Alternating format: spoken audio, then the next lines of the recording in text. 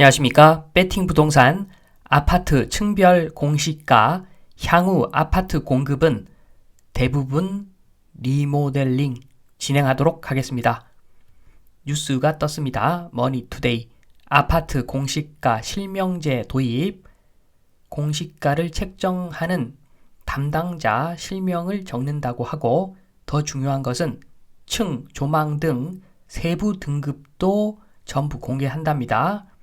층에 따라서, 그리고 오션 뷰냐, 도로 뷰냐에 따라서 가격이 다르다는 거죠. 실제 가격 말고 공시가도 다르게 하겠다. 요게 뉴스입니다. 그래서 내용은 뻔한데 요 내용을 보면 머릿속에 일단 두 가지가 떠오릅니다. 기본적으로 향후에는 실제로 비싼 집이 세금도 더 내겠구나. 요게 떠오르고, 두 번째는 1, 2층 주차장 뷰 아파트, 이런 아파트 갖고 계신 분들은 주택연금을 빨리 신청하는 것이 답일 것 같다. 요 두 가지가 일단 떠오릅니다. 그런데 오늘 다룰 이야기는 요게 아니라 재건축에 대한 이야기를 좀 해보겠습니다. 집중적으로. 재건축의 개념이 달라진다. 당초 모습이죠. 당초 모습은 지금 현재의 모습. 왼쪽이 재건축 전이고 오른쪽이 재건축 후입니다. 지금은 기본적으로 전용 84 타입은 84 타입끼리 비슷하게 가격을 쳐주죠. 왜냐하면 용적률이 낮으니까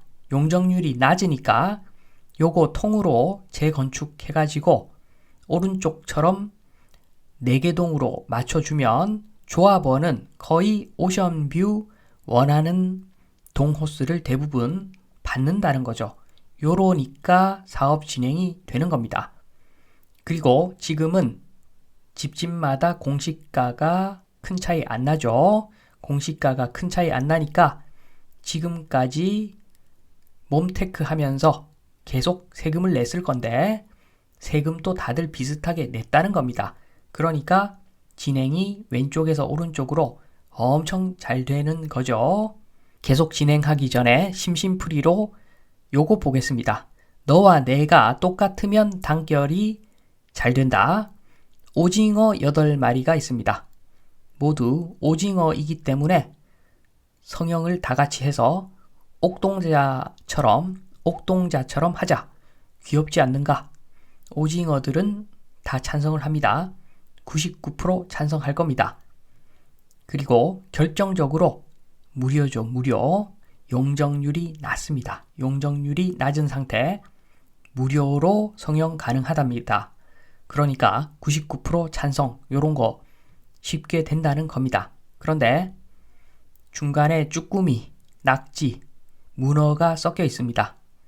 그러면 이번에는 모델처럼 성형해 주겠다라고 해도 찬성률이 그렇게 높지가 않습니다. 왜냐하면 문어 입장에서는 문어하고 오징어하고 하늘과 땅 차이인데 똑같이 성형을 해서 똑같은 사람이 된다고 절대 그렇게 할 수는 없다. 요렇게 될 수가 있죠. 충분히 요렇게 됩니다. 문어는 내가 세금도 지금까지 훨씬 더 냈는데 오징어하고 나하고 똑같게 만든다. 절대 반대. 이럴 수 있죠. 그리고 특히나 수술비가 비쌉니다. 돈을 내야 됩니다. 용적률이 높습니다. 그러니까 찬성률이 그렇게 높지가 않습니다. 일이 잘 진행이 안 되는 거죠. 요러니까 너와 내가 다르면은 단결이 잘 안 될 수밖에 없죠. 계속 보겠습니다. 재건축의 개념이 달라진다. 변경된 내용 보겠습니다.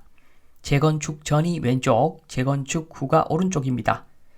앞으로는 이런 식으로밖에 안 될 겁니다. 거의 왼쪽에 4개 동을 합쳐가지고 크게 하나로 만들어버리면, 그러니까 100층, 200층짜리 나중에 지어버리면 모두 오션뷰가 나올 건데 그렇게 진행이 안 될 확률이 높다는 겁니다. 왜냐하면 내는 세금이 다르죠. 공시지가 자체가 다릅니다.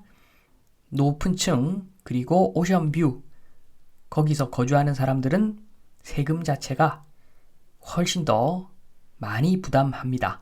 세금을 훨씬 더 많이 부담합니다. 그런데 똑같이 만들어주겠다.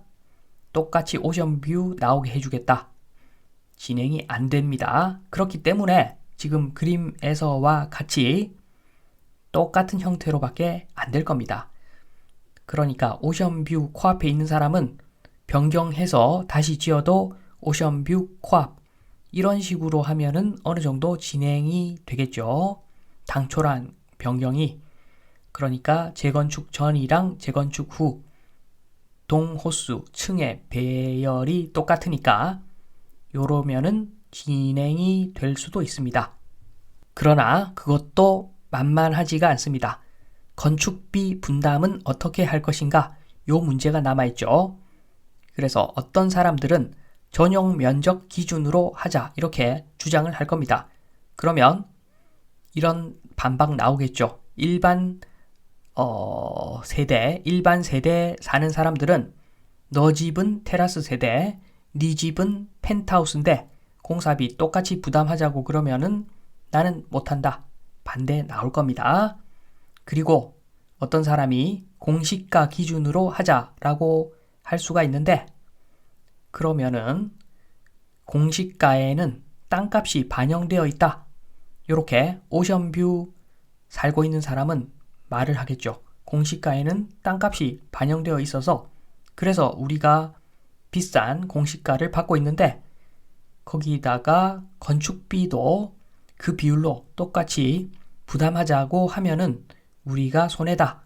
이런 이야기를 할 거고 그러면 오션뷰가 아닌 도로뷰에 있는 사람들은 또 이렇게 이야기를 하겠죠.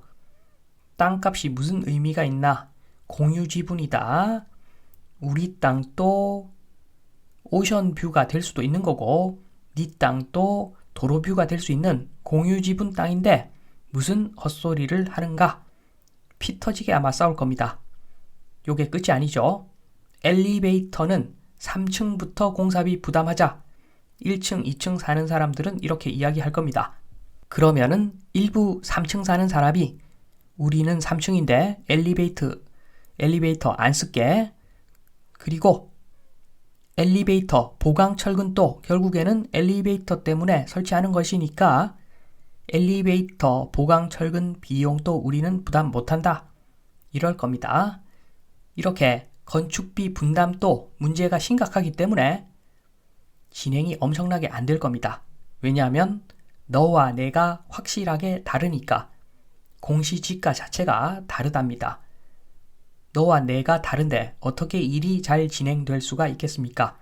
그래서 제목에 말씀드렸듯이 앞으로는 용적률이 기본적으로 높은 상태에서 그 상태에서 너와 나가 다른 상황이기 때문에 앞으로 아파트 공급, 주된 아파트 공급은 리모델링 수준이 될 겁니다. 부시고 철거를 하고 다시 짓는다고 하더라도 거의 리모델링 수준으로 똑같은 형태의 재건축이 될 확률이 높다. 그리고 그럴 것 같으면 리모델링 하겠죠, 그냥. 그래서 앞으로 공급 이야기를 할 때는 지금처럼 신축 이야기 할 거 없고 리모델링도 훌륭한 공급이 될 것이다. 아파트에 있어서 요 말씀을 드리면서 이만 마치겠습니다. 감사합니다.